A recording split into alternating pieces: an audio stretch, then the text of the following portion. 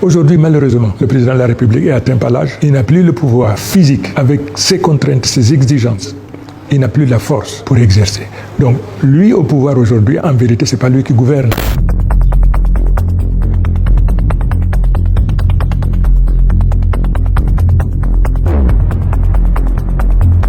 On s'aperçoit que, par exemple, durant les 14 dernières années, le chef de l'État qui préside aux destinées de notre nation, qui veille à ce que toutes les institutions se déroulent normalement, n'a pas organisé un seul conseil de ministres. La deuxième observation, le président de la République nous donne l'impression d'être distant. C'est à croire que le pouvoir a cessé de lui procurer le plaisir, l'honneur de présider aux destinées de notre nation. Par exemple, au niveau du gouvernement, aujourd'hui, il y a 4 ministres qui sont décédés, qui n'ont pas été remplacés. Nous observons également qu'il y a ce journaliste qui a été assassiné, victime d'une conspiration, assassiné de manière brutale, sauvage. Cela a suscité l'émoi de la nation en particulier, du monde en général. Jusqu'à présent, il n'y a pas eu de suite. Les populations s'interrogent. Nous qui étions ses collaborateurs, on s'interroge. Qu'est-ce qui justifie, qu'est-ce qui explique cette distance vis-à-vis du pouvoir? Le chef de l'État nous donne l'impression d'être autiste. S'agissant maintenant de son rapport avec le gouvernement, nous constatons plusieurs symptômes qui convergent vers ce qu'on peut appeler le syndrome de fin de règne. Le gouvernement de la République a cessé d'être un instrument au service de la République. Le gouvernement est aujourd'hui un instrument au service de puissances occultes. Alors ce pouvoir occulte, comme j'en ai parlé tout à l'heure, c'est aussi divisé en 2 clans. Il y a un clan qui appartient à telle famille, à telle caste, et l'autre clan qui appartient aussi à telle autre famille, à telle enseigne que ce pouvoir, relevant de la souveraineté du peuple, se trouve donc accaparé par ces 2 groupes qui se battent pour le triomphe de leurs intérêts, mais surtout qui se battent dans la perspective du changement du chef de l'État à la tête de la nation.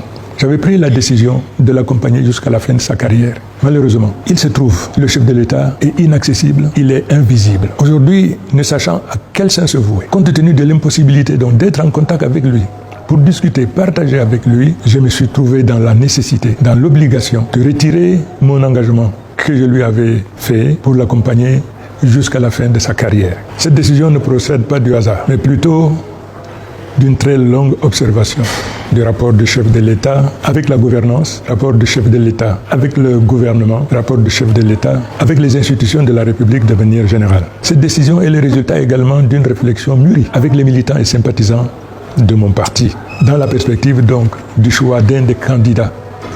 Et à chaque fois que j'ai posé le problème de tous les candidats en compétition sur qui j'étais dévolu, invariablement en 2011, comme en 2018, ils ont toujours jeté leur choix sur le président Biya. Cependant, en 2025, je reprends le même exercice. Ces mêmes militants hier, qui spontanément étaient prêts à annoncer leur adhésion à la politique du président Biya, cette fois-ci, m'ont posé une fin de non-recevoir. Ils refusent parce qu'après 43 ans, aujourd'hui, ils sont réduits à l'indigence. Ils ne l'acceptent pas. On ne gouverne pas une nation par procuration ou par délégation de pouvoir. Aussi longtemps que le président de la République était aux commandes et prenait des décisions qui étaient exécutoires, on peut dire, oui, il exerçait le pouvoir. Le pouvoir qu'il exerce aujourd'hui, il l'exerce par procuration.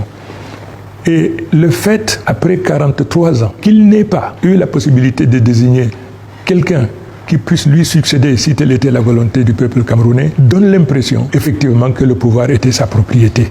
C'est pour ça donc que nous disons non, le pouvoir est la propriété du peuple et c'est le peuple qui, conformément aux dispositions constitutionnelles, procédait donc à l'élection du nouveau président. C'est donc pour toutes ces raisons, j'ai estimé qu'il était impossible de continuer mon expérience aux côtés du président de la République. C'est donc pour cette raison que j'ai décidé de démissionner du gouvernement. Si le pouvoir était contre, il m'aurait interpellé. Jusqu'à présent, je ne fais pas l'objet d'une interpellation.